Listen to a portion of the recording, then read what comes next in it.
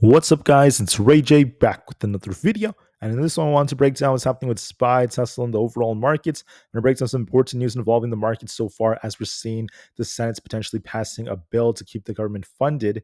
And then that's going to have to be signed by President Trump very soon. I'm going to talk about some news involving Russia and Ukraine, some big news about Tesla, and you should be watching on the charts going into next week as we have a lot of catalysts coming out. Just know that I'm not a financial planner, so take nothing I'm saying as financial advice. And also, if you guys can, please check out my Moomoo link. If you deposit $100, you're guaranteed 5 free stocks. If you deposit $2,000, you're guaranteed 30 in total. And the offer ends very soon at the end of March. Anyways, as far as Tesla's going, we're doing a good job at holding up so far. We're also forming a potential bullish wedge right over here. That could be a good sign heading into next week. But we need Tesla to hold above 250. If that holds, I think we easily push for 262, then eventually 270. So we are looking a bit more bullish right now, but this depends on some factors. Let's talk about what those factors are, and then I'm going to break down something else. So, one really good piece of news for Tesla is the fact that we're seeing a new EV codenamed the E41 that's going to be using existing parts to assemble the vehicle. It's going to cost at least 20% less than the Model Y, and this more affordable EV should be coming this year.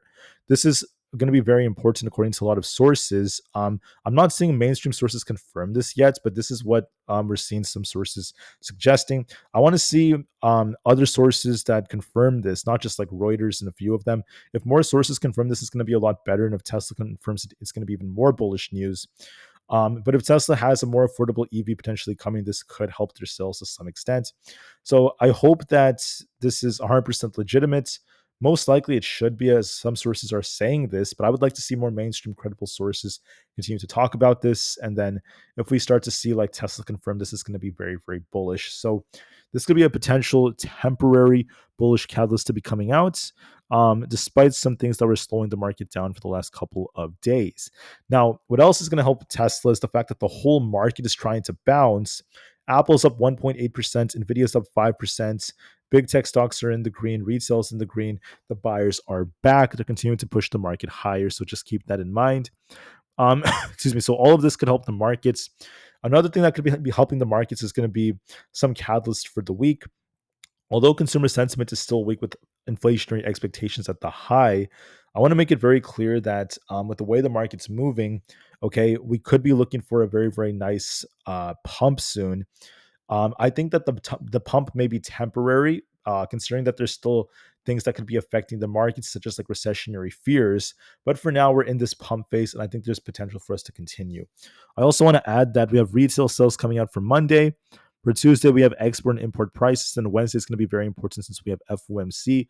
You have FOMC, Jerome Powell giving a speech, and then the very important economic projections report, which will let us know what interest rates look like 1 year out, 2 year out, according to the Fed from what they're projecting. So keep that in mind. That's a very important catalyst. However, what could really launch the markets is this news that's coming out. Chuck Schumer, the Senate minority leader, is saying that he's willing to vote in favor of the GOP's funding bill to avoid the government shutdown. He would rather do that than basically face like scrutiny, criticism for there to be a government shutdown. And he is saying that he wants to pass it. I saw news about how 10 of these senators that are Democrats have been saying that they want to vote in favor of the bill just to avoid the shutdown. Remember, if they vote against it and there is a shutdown, it's going to cause hundreds of thousands of workers to see their paychecks delayed. And then, many of them may not even work. And then many of our benefits, could be kind of like delayed as well. So just keep that in mind. We want to avoid a shutdown. I'm seeing some news that just came out at the time I'm speaking that the Senate is about to pass the measure averting the shutdown. So that is some good news. Very, very good news so far. If they truly do it, we're just waiting for some confirmation. Maybe in the next 20 minutes after this video is uploaded, the news is going to come out. But once they pass the measure, it has to be passed on to President Trump. Then he signs it. Then the government's going to be funded up until September, which is bullish news. On top of this, on top of the government being funded for longer, that could be a bullish catalyst for Tesla and the markets. On top of this, we also have some news involving Russia and Ukraine. So I just want to say that I'm going to be very unbiased when I say this. Okay, I'm not here to say that I favor one side or the other, but I just want to say that we heard Vladimir Putin saying that he praised the Trump administration and said that they are willing to negotiate for a ceasefire. They support it. However, they're not ready to do it yet until they see a lot of terms being met. We are seeing the White House press secretary say that this is the closest we've seen the two countries coming to a peace agreement. Um, Honestly, guys, I want to see the ceasefire be signed for me to like really say that or even agree. So we haven't officially gotten that yet, and we have to see both sides kind of like abide by the rules. So keep that in mind. That's something worth noting. However, what is good is that Ukraine has agreed to the ceasefire, and we're still waiting for Russia. They have more terms they want Ukraine to agree with, so they're negotiating right now. If there's any kind of news that comes out that a ceasefire is signed by both countries, if it happens for 30 days, that's going to be bullish. The market's going to explode. So keep that in mind if that ends up happening. I'm not saying it's going to happen. It's just speculation. We don't know for sure. But if it happens, that's going to be very, very good news. I hope it happens not because of politics. I hope it because of peace. We want there to be peace. We don't want to see people lose their lives. We want there to be peace. That's what we want.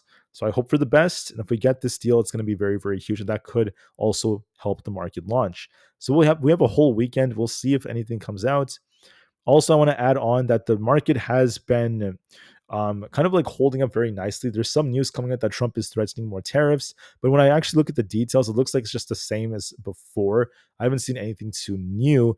I did see one quote from Donald Trump today, but it wasn't anything too serious. He said basically that if someone treats us poorly, we're going to impose more tariffs. And then Donald Trump is saying that there's going to be very positive information coming out from Russia very soon. So Donald Trump is saying that he thinks that this is what Trump said. He says that I hope Russia will make a deal with us very soon. So Trump is saying that. So that's something worth mentioning, right? Maybe he's right. Maybe it's about to happen in a couple of days. Maybe it takes a week. Who knows? It's going to be bullish for stocks once that comes out, though. So keep that in mind. So we'll see. One thing that's good though is Donald Trump's tariffs. He doesn't have anything like scheduled up until April. So, there might be talk here and there, threats here and there, but nothing is going to be imposed as of right now until April. Now, plans could change. Of course, Donald Trump can change his mind, but for now, that could be giving the market some leeway to run even more. So keep that in mind.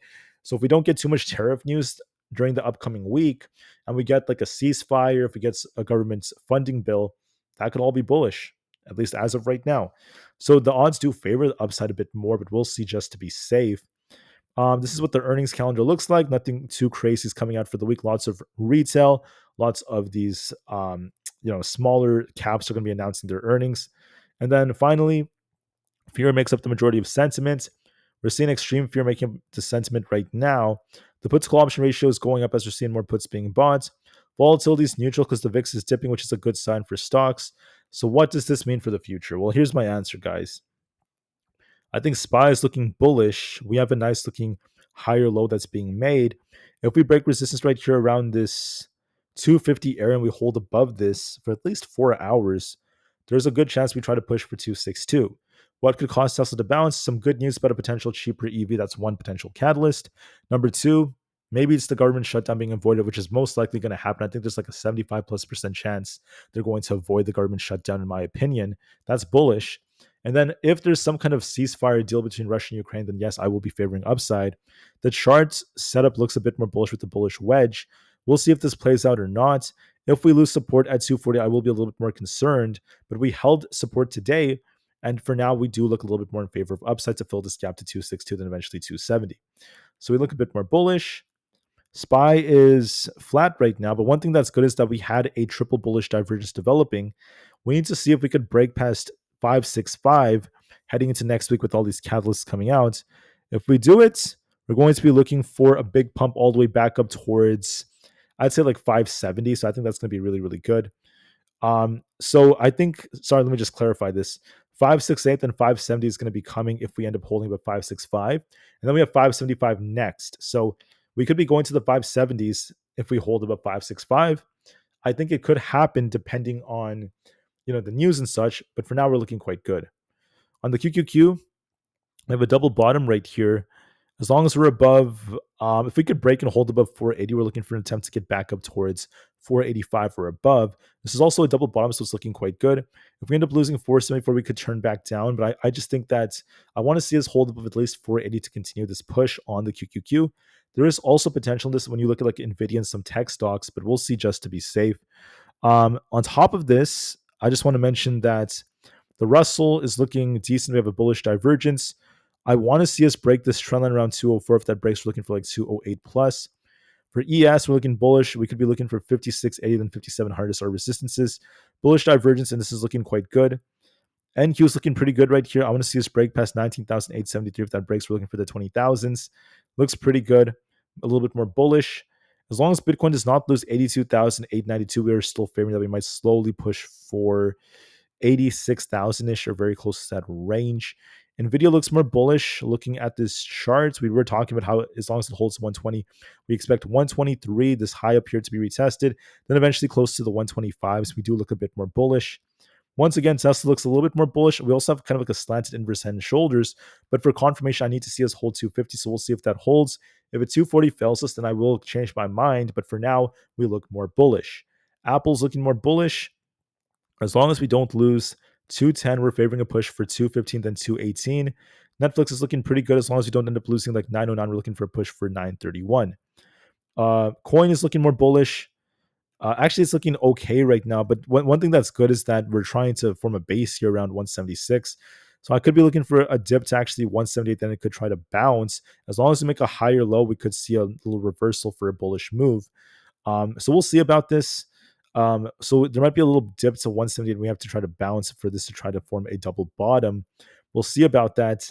If we lose support, then this will actually develop into like an inverse cup and handle, which I'm not leaning in favor towards. Hopefully we get some kind of bounce move.